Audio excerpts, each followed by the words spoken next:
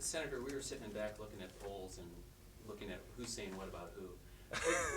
We need to ask you about- Of course you were. we need That's, to- that's your daily thing, isn't it? We need to ask you about 527s. Sure. After what Obama said about you. Well, what did he say?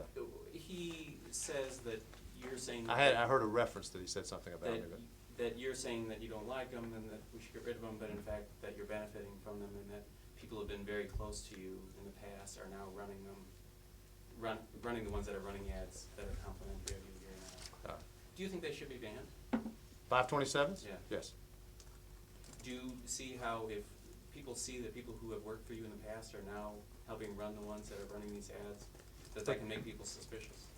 But the way the law operates, as everyone here knows already, but I'll say it for the benefit of your readers and your listeners.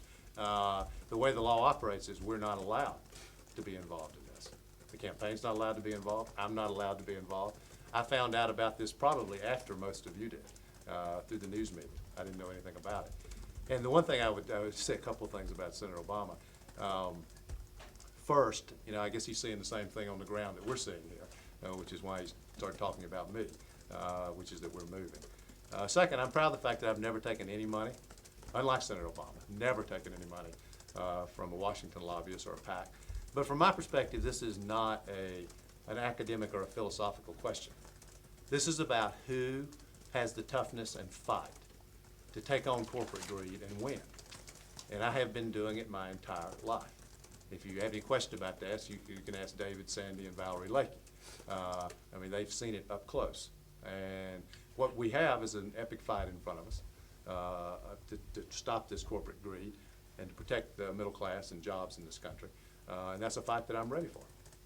The head of one of those groups was sitting in your audience here today. You couldn't go over to Kathy Glasson and ask her to knock it off? I can't talk to them about it at all. We're not allowed to coordinate in any way with them. Could you make a I public didn't know. Could- I didn't could- know. could you- I didn't could know you- what you just said. You just told me something I didn't know. I'm taking your word for it, but I don't know anything about it. Couldn't you make a public appeal asking the 527s to not run ads that will benefit you? I've already said I'm against 527s.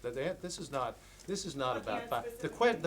The question is, in this election, who is actually willing to take on these entrenched interests to bring about change? That's what this is about. I've been fighting these people my entire life. And this is not something that started last week or that I take lightly. I've been in these battles for years, weeks, months, years, including the battle that I took on behalf of the Lakeys. I am ready for this fight against corporate greed in America, and I've shown it through my entire life, and that's the issue at stake in the election.